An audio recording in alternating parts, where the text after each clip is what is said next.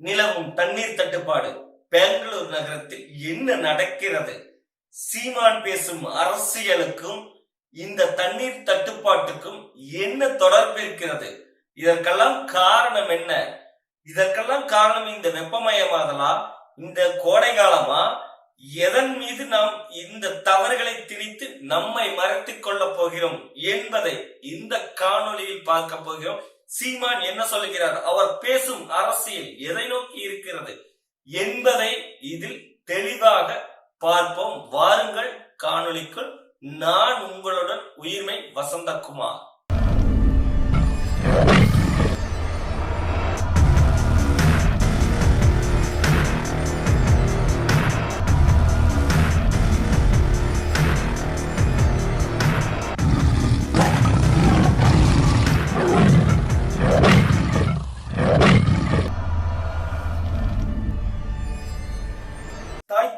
உறவுகள் அனைவருக்கும் அன்பு வணக்கம்.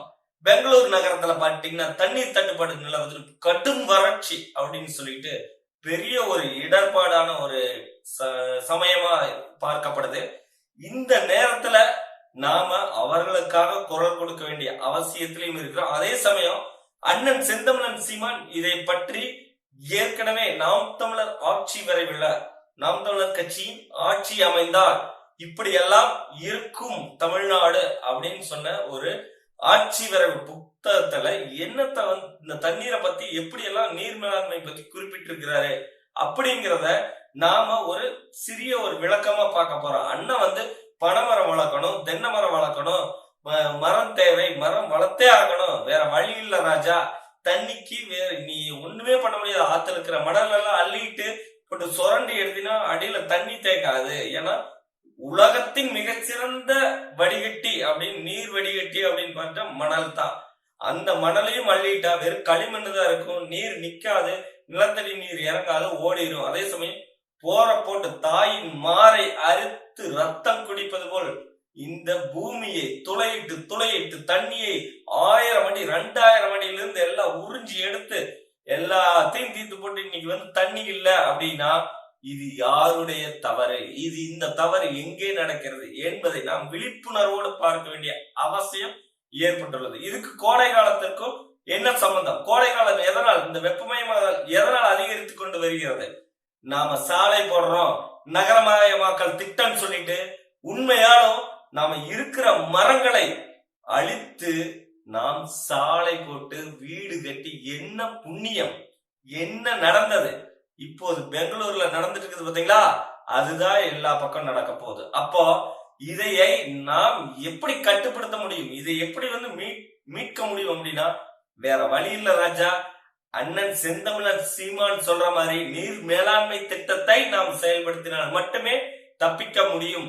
அண்ணன் செந்தமிழன் சீமான் தெளிவா சொல்றாரு, நீ மனிதனாகிய நீ இருக்கும் தொழில்நுட்பத்தை பயன்படுத்தி 1000 அடிக்கு 2000 அடிக்கு இந்த பூமியை துளையிட்டு தண்ணீரை எடுத்து குடித்துக் கொள்வாய். ஆனால் இங்கே இருக்கக்கூடிய உயிரினங்களும் மரங்களும் எவ்வளவு எப்படியெல்லாம் தண்ணி எடுத்துக்கொள்ளும் அப்படிங்கறத, நீரை எடுத்துக்கொள்ளும் அப்படிங்கிறத நாம உணரணும்.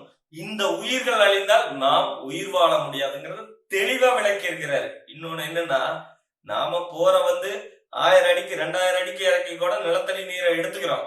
ஆனா இந்த மரங்கள் அவ்வளவு ஆழம் வேரை செலுத்தி அங்க இருக்கக்கூடிய தண்ணியை எடுத்து வாழுமான வாழாது. இப்ப மரங்கள் செத்து விட்டது, மரங்கள் செத்து கொண்டிருக்கிறது. அப்ப என்ன ஆகுது? இங்க பசுமை குறைந்து கொண்டிருக்கிறது. பசுமை குறைய குறைய இங்கே வெப்பமயமாதல் அதிகரிக்கிறது. எப்போது குளிர் உருவாகும்? இந்த மரங்கள் எல்லாம் உயிர்ப்பு பெற வேண்டும். இந்த உயிர்ப்பு பெற்ற பிறகு மரங்களுக்கும் வேர்க்கும் என்று அண்ணன் செந்தமிழன் சீமான் சொல்றாரு. அந்த மரங்களின் வேர்வை துளிகள் தான் நமக்கு இங்கு ஈரப்பதத்தை, காற்றில் ஈரப்பதத்தை உருவாக்குகிறது. அந்த ஈரப்பதம் தான் வெப்பத்தை குறைக்கிறது. இங்க சாலைகளும் இங்கு கட்டிடங்களும் உங்களுக்கு ஒருவன் தண்ணியும் சோறும் தராது என்பதை நீங்கள் உணர வேண்டும். அப்ப அண்ணன் செந்தமிழன் சீமான் இந்த தமிழ்நாட்டுக்குரிய அரசியலை, தமிழர்களுக்குரிய அரசியலை பேச வரவில்லை. உலக தேவைக்கான, இந்த உலக மாந்தர்களின் தேவைக்கான அரசியலை, இந்த உலக உயிர்களுக்கான அரசியலை பேசி வருகிறார். அதை தெளிவாக ஒவ்வொருவரும் உணர வேண்டும். இப்ப பாத்துட்டீங்கன்னா ஆன்லைன்ல பள்ளிக்கூடத்துக்கு போற குழந்தைகள் எல்லாமே ஆன்லைன்ல படிக்கிறாங்க. காரணம் என்னன்னா நிறைய நீர் பயன்படுத்த வேண்டியது இருக்கும். அப்ப வந்து நீர் தட்டுப்பாடு இருக்கிறதுனால அவங்க வீட்டுல இருந்து படிங்க. தொழிற்சாலைகள்லாம் முடங்கி கிடக்குது. அப்ப தொழிற்சாலைகள் முடங்குறதுனால இந்த என்னங்க அப்படின்னு நீங்க கேட்கலாம். தொழிற்சாலைகள் முடங்குனா அதுல வேலை செய்யக்கூடிய தொழிலாளிகளின் வாழ்வாதாரம் பாதிக்கப்படும். அப்போ இங்க கட்டிட வேலைக்கோ தொழிற்சாலைகளுக்கோ இந்த பள்ளிகளுக்கோ நீரை பயன்படுத்தக்கூடிய பயன்பாட்டு தன்மை வந்து குறைஞ்சு போச்சு. அதற்கும் ஸ்ட்ரிக்டா ஆர்டர் போட்டாங்க. நீங்க இதுக்கெல்லாம் பயன்படுத்த கூடாது அப்படிங்கிற அளவுக்கு அங்க ஒரு கடும் தட்டுப்பாடுங்கிறது மக்கள் கையேந்தி நிற்கின்றனர். தண்ணீர் கிடைக்குமா அப்படின்னு பெரும் பஞ்சம் நிலவுகிறது. இதற்கு காரணம் இங்கே முறையற்ற ஒரு திட்டங்களை தீட்டி நகரமயமாக்குதல்ங்கிற பேர்ல சாலை போடுறங்கிற பேர்ல இருக்கக்கூடிய இயற்கையை அழித்து வாழ நினைத்தால் கிடைக்கக்கூடிய பரிசு அப்படிங்கறத நம்ம உணரணும். கோடை காலத்தின் வெப்பம் உயர காரணம் சூரியன் கிடையாது. சூரியன் அது பாட்டுக்கு அது இருக்கக்கூடிய ஆர்பிட்ல அது இருந்துட்டு தான் இருக்குது. சூரியன் இங்க வெப்பநிலை உயர்றதுக்கான காரணத்தை உருவாக்கல. பூமியை நாம் வாழும் பூமியை நாமளே அழித்து கொண்டு அதற்கு ஒவ்வாமையான அனைத்து விடயங்களையும் செய்கின்றோம். உடல்நிலை சரியில்லைன்னு நாம சொல்றோம். ஆனா அந்த உடலுக்கு தேவையில்லாத ஆகாரங்களை எடுத்துக்கொண்டு அந்த உடல்நிலை கேட்டிற்கான விடயத்தை நாம உருவாக்கி விட்டு உட்கார்ந்துகிட்டு இருக்கிறோம். அப்புறம் மருத்துவரை தேடி ஓடுறோம், மருத்துவ செலவு பண்றோம், கேன்சர் வருது, அது வருது, இது வருதுன்னு போயிட்டு செத்து போக வேண்டிய ஒரு சூழ்நிலை உருவாகுதுங்கிற இடத்துல இதே மாதிரிதான் பூமி. நம்ம உடம்பு எப்படியோ அதான் பூமி. ஏன்னா இந்த பூமியிலிருந்து உருவாக்கப்பட்ட பஞ்ச ஒரு ஐம்பூதங்கள் எல்லாம் சொல்லுவாங்க இல்லைங்களா, ஐந்திணைகள் அப்படின்ட்டு நம்ம உடம்பு அதன் மூலமாக உருவாக்கப்பட்ட இந்த பூமியில் இருந்து நாம உருவாக்கப்பட்ட ஒரு உயிர். மனிதன் 6 அறிவு, 7 அறிவு, 10 அறிவு, 12 அறிவு, 16 அறிவு, 32 அறிவு, நீ எத்தனை அறிவு வேணா வச்சுக்க. ஆனால் நாம் மேலே இருந்து பார்க்கும்போது ஒரு உயிர், இந்த பூமியில் வாழக்கூடிய உயிர். அப்போ இங்கே ஏற்கனவே வாழ்ந்து கொண்டு இருக்கிற புலி, சிங்கம், காக்கை, கரடி, கொக்கு, நண்டு, வண்டு எல்லா உயிர்களுக்கும் சமமான ஒரு உயிர். அவ்வளவுதான். அதுக்கு செத்தா நாமளும் சாப்பிடுறோம், அதுகளுக்கு சாவு இருக்குது, நமக்கு சாவு இருக்குது. அந்த மாதிரி நாம ஒரு உயிர் வாழக்கூடிய இந்த உணவு சங்கிலின்னு சொல்லுவாங்க, ரவுண்டா போட்டிருப்பாங்க மறுசுழற்சி மாதிரி. அந்த மாதிரி ஒவ்வொன்னையும் நாடி வாழக்கூடிய ஒரு தன்மையுடைய ஒரு உயிரி தான் நம்ம. அப்ப நாம என்ன பண்றோம், இங்க எப்படி ஒரு எறும்பு புத்து கட்டி உள்ள போகுது, அது போய் குடியிருந்துக்குதோ அது மாதிரி நம்ம வீடுங்கிறது ஒரு புத்து. அந்த புத்துக்குள்ள வாழக்கூடிய ஒரு உயிர். அவ்வளவுதான். அண்ணன் செந்தமிழன் சீமான் தெளிவா வளர்க்கிறாரு. இங்கே மரம் செத்து போனால் இங்க மனிதன் மட்டும் செத்து போகிறது இல்ல, இங்க இருக்கக்கூடிய உயிர்கள் அத்தனையும் செத்து போகும். ஏன் அப்படின்னா இந்த நீர் மேலாண்மைங்கிற இடத்துல இந்த நீர் வற்றி போகுதுங்கிற ஒரு ஐடென்டிபிகேஷன், ஒரு அடையாளத்தை காண்பிக்கிறது இந்த மரங்கள் தான். ஒரு பனை மரம் எவ்வளவு தண்ணீரை தேக்கும், அவ்வளவு தண்ணீரை தேக்கக்கூடிய திறன் இருக்குதுங்கிறத தெளிவா நாம் தமிழர் ஆட்சியவர்கள் அவ்வளவு அருமையா சொல்லியிருக்கிறாரு. ஆனா நம்ம இதையெல்லாம் ஒரு பொருட்டாக மதிக்காது. இன்னைக்கு பக்கத்து மாநிலமான பக்கத்து நகரமான பெங்களூர்ல நடந்த விடயம் இங்க தமிழ்நாட்டுல நடக்கிறதுக்கு, சென்னையில நிலவறதுக்கு, ஈரோட்டுல நிலவறதுக்கு, கோயம்புத்தூர்ல நிலவறதுக்கு, சேலத்துல நிலவறது ரொம்ப நேரமெல்லாம் ஆகாது ராஜா. அண்ணன் செந்தமிழன் சீமான் இங்க நீ ஓட்டு போடாதப்போ, நீ அது எந்த சின்னத்தை முடக்காதப்போ, நீயும் வாழ்வதற்கு தேவையான ஒரு அரசியலைத்தான் நான் சொல்கிறார். அதாவது நீங்க பிரிவினைவாதம் பேசுறீங்க, இனவாதம் பேசுறீங்க. எந்த இனவாதம் பேசல, ஒட்டுமொத்த உயிர் இனத்திற்கான அரசியலை பேசுகிறோம். இனவாதம் அல்ல, இனம் வாழ பேசிக்கொண்டிருக்கிறோம். என்ன இனம்? தமிழர் இனம் மட்டுமல்ல, அனைத்து உயிர் இனமும் வாழ்வதற்கான ஒரு அரசியல் அண்ணன் செந்தமிழன் சீமான் தெளிவாக பேசியிருக்கிறார். இதைய கொஞ்சம் கூட உணராம இவரு அப்படி பேசுறாரு, இவரு இப்படி இருக்கிறாரு, இவரு சின்ன பறி போயிருச்சா, அது போயிருச்சா, இது போயிருச்சா, உன் உசுறு போயிடும், அதை பத்தி கொஞ்சம் கூட நினைக்கல. இன்னைக்கு ஒரு குழந்தை ஒரு இந்த மாதிரி, அதாவது ஒரு தண்ணி தாகத்திற்கு அங்க கிடைக்காத ஒரு எவ்வளவு வருத்தப்படுறாங்கன்னு நம்ம நேரடியா பார்க்க வேண்டிய ஒரு இடத்துல இருக்கிறோம். அதே தட்டுப்பாடு இங்க நிலவரத்துக்கு எவ்வளவு நேரம் ஆகும்? இப்போ கர்நாடகக்காரங்க நமக்கு தண்ணீர் தள்ளைங்கிறது அடுத்த பிரச்சனை, காவிரி பிரச்சனை அடுத்த பிரச்சனை. பக்கத்து மாநிலம் நம்மளுடைய சகோதரர்கள் சகோதரிகள் அவர்கள் வாடுகிறார்கள், தண்ணிக்கு ஏங்குகிறார்கள், நீர் இல்லாமல் தாகம் அடிக்குது, தண்ணி வேணும்னு உயிர் தேவைக்காக அவங்க கேட்கிறப்ப நமக்கு கொந்தளிக்குது இல்லையா? ஏன்னா நம்மளுடைய சகோதரர்கள் சகோதரிகள். அப்படித்தான் நம்ம நினைக்கணும். நம்ம எதிரிகள் அல்ல அவங்க, நம்மளோட வாழக்கூடிய சகோதர சகோதரிகள். அப்போ அவங்களுக்கு ஏற்பட்ட நிலைமை நமக்கு ஏற்பட்ட விடக்கூடாது. அப்படின்னா நாம தயவு செஞ்சு நாளைய தலைமை இப்பவே குடத்தை எடுத்துக்கிட்டு நடுரோட்ல நின்றுட்டு தண்ணி இல்லைங்கிறது எவ்வளவு ஒரு நமக்கு வேதனையா இருக்குது. நாளைய தலைமுறை இதே மாதிரி இன்னைக்கு நிக்கிற இந்த செய்தி ஊடகங்கள்ல வரக்கூடிய செய்திகளை பாருங்க. நான் அதை பார்த்துட்டு தான் பேசுறேன். அதுல வந்த தகவலின் அடிப்படையில் தான் நான் இதுல இந்த பதிவு செய்யணும்னு மனது வலிக்குது. அவங்க குடத்தை தூக்கிட்டு பைப்பை திருவிட்டு வேறு காத்துதான் வருதுங்கிறத பாக்குறப்ப உண்மையால அண்ணன் சொன்னது சத்தியமா நான் இது அரசியலா பேசல, பொது உடைமையா பொது தன்மையா நான் பேசுறேன். ஏன்னா தண்ணீருங்கிறது அனைத்து உயிர்களுக்கும் தேவையான ஒன்று. இந்த ஆடை அது அடுத்தது. குடிக்கிறதுக்கு தண்ணி இல்லைன்னா இங்க இருக்கிற பயிர்கள் எல்லாம் செத்து போயிடும். உணவையும் விளைவிக்க முடியாத இடத்துல நாம நின்றுருவோம். அப்ப உணவையும் விளைவிக்க முடியலன்னா இங்க பசி பட்டினின்னு ஒரு கோரமான மிகப்பெரிய சோமாலியாவா மாறக்கூடிய ஒரு பெரிய ஒரு ஆபத்து காத்திருக்குது அப்படிங்கறத நம்ம உணரணும். அப்படின்னா என்ன பண்ணணும்? ஒவ்வொருத்தரும் மரம் வளர்ப்புல ஈடுபடணும். அந்த எந்த மாதிரியான மரங்கள் வளர்க்கணும், மழை வருவதற்கான மரங்கள் எப்படி, நீர் தேக்கத்திற்கான மரங்கள் எப்படி, ஆற்றில் இருக்கிற மணல் அள்ளக்கூடாது, மலைகளை உடைக்க கூடாது, இருக்கக்கூடிய இயற்கை வளங்களை அழிக்க கூடாது, சாலையோரங்களில் வெட்டப்பட்ட மரங்கள் மீண்டும் நடப்பட வேண்டும். அப்படி இல்லை அப்படின்னா இந்த வெப்பமயமாதல் அதிகமாகி அதிகமாகி அதிகமாகி பூமி வெடிக்க ஒரு அளவுக்கு மாறிடும். பூமிக்கும் காய்ச்சல் வரும். நம்ம உடம்புக்கு எப்படி ஒவ்வாமைன்னு ஒரு விஷயம் வரப்ப நம்ம உடம்ப நம்ம வெப்பநிலை உயர்ந்து நமக்கு காய்ச்சல் ஒண்ணு உருவாகுதோ அது மாதிரி பூமிக்கு ஒவ்வாமையாக மனிதன் செய்யக்கூடிய செயல்களால் அந்த பூமியில உருவாகக்கூடிய இந்த வெப்பமயமாதல், நீரின்றி அமையாது உலகு அப்படின்னு வள்ளுவன் சொல்றான். அது மாதிரி இந்த நீர் இல்லாம இங்க எதுவுமே இருக்காதுங்கிற மாதிரி பூமிக்கு காய்ச்சல் வரப்ப இந்த மாதிரியான பேர் ஆபத்துக்களை நாம சந்திக்க வேண்டியது இருக்கும். அண்ணன் செந்தமிழன் சீமான் உண்மையால சொல்றேன். நான் செந்தமிழன் சீமான் அண்ணனை ப்ரமோட் பண்ணணும், விளம்பரப்படுத்தணும், இதை அரசியல் படுத்தி அண்ணனை வெற்றி அடைய வைக்கணும், இதனால எனக்கு ஒரு பங்கு இருக்குது, எனக்கு ஒரு லாபம் இருக்குதுனால நீங்க நினைச்சீங்க. சத்தியமா உண்மையால இது உலக உயிர்களுக்கான தேவை.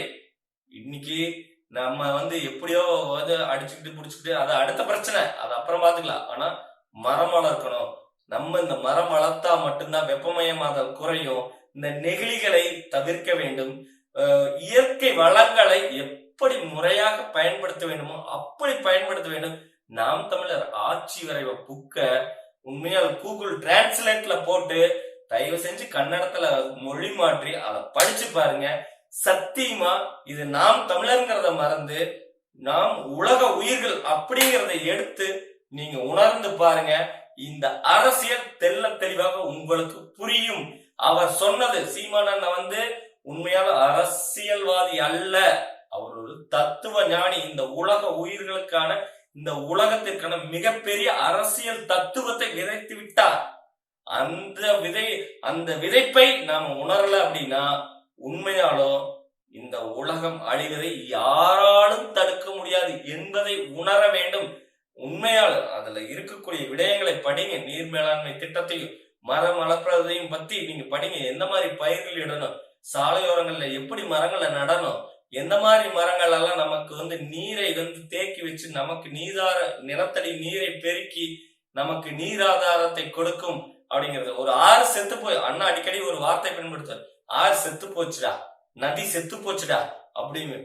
ஆறு செத்து போச்சுன்னா என்னங்க, ஆறு செத்து போகுமா, என்ன சீமான்னு சொல்றீங்க அப்படிங்கிற மாதிரி எல்லாம் கேட்பாங்க. அத கேட்டதுக்கான விடையும் அண்ணா சொல்லியிருக்கிறாரு. ஆறு செத்து போச்சுங்கிறது எதை வச்சு சொல்லுவேன்?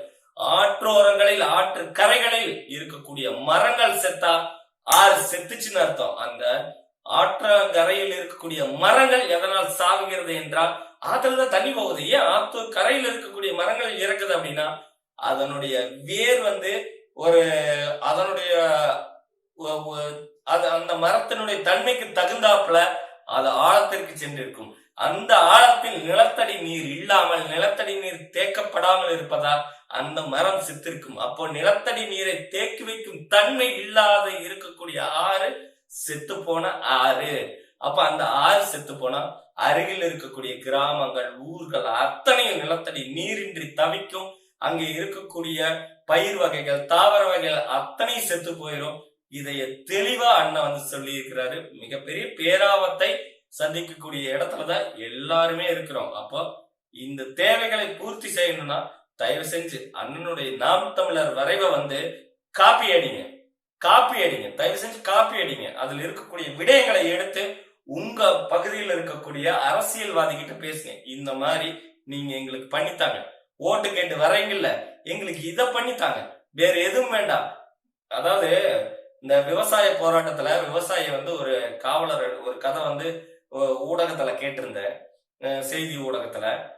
விவசாயி வந்து அடிச்சு துன்புறுத்தி நீங்க வந்து கலைச்சிருங்க விவசாய போராட்டத்தை அப்படின்னு ஒரு கதை வந்து சொல்ற மாதிரி ஒரு காவல்துறை அதிகாரி வந்து அவங்கள அடிச்சுட்டு வந்து அப்படியே டயர்டா ஒரு சலுப்பா வந்து வீட்டுல வந்து மனைவிட்ட சொல்றாங்க, எனக்கு வந்து டயர்டா இருக்குது, நான் போய் குளிச்சுட்டு வரேன், சாப்பாடு எடுத்து வைன்னு சொல்லிட்டு போறாங்க.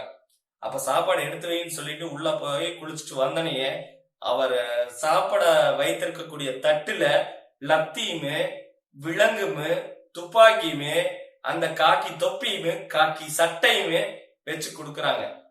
என்னது, எனக்கு பசிக்குதுன்னு சொல்றேன், நீ சோறு தர மாட்டியா? விவசாயிகளை அடிச்சு துன்புறுத்திக்கிட்டு வந்தீங்கல்ல, அவங்க விவசாயம் பண்ண மாட்டாங்க.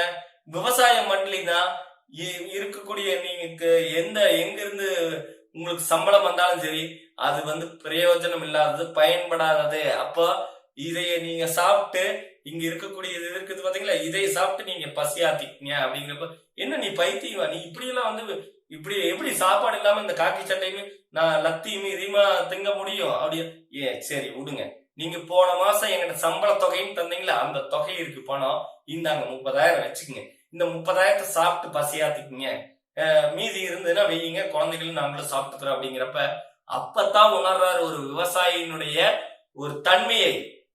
இங்க விவசாயம் இல்லை அப்படின்னா எல்லாமே செத்து போச்சு. அந்த விவசாயத்துக்கு தேவையான நீர் ஆதாரம் நம்ம எப்படி உருவாக்கணும்னு இருக்குது. அதற்கு தேவையான மழைகளும் அதே மாதிரி எப்படி சொல்றது, அதற்கு தேவையான அந்த குளிர்காற்று அதெல்லாம் ஒரு அறிவியல் செயல்களை சொல்லுவாங்க இல்லைங்களா, அதையெல்லாம் உருவாக்குறதுக்கு நிலத்தடி நீர் தேவைப்படுது.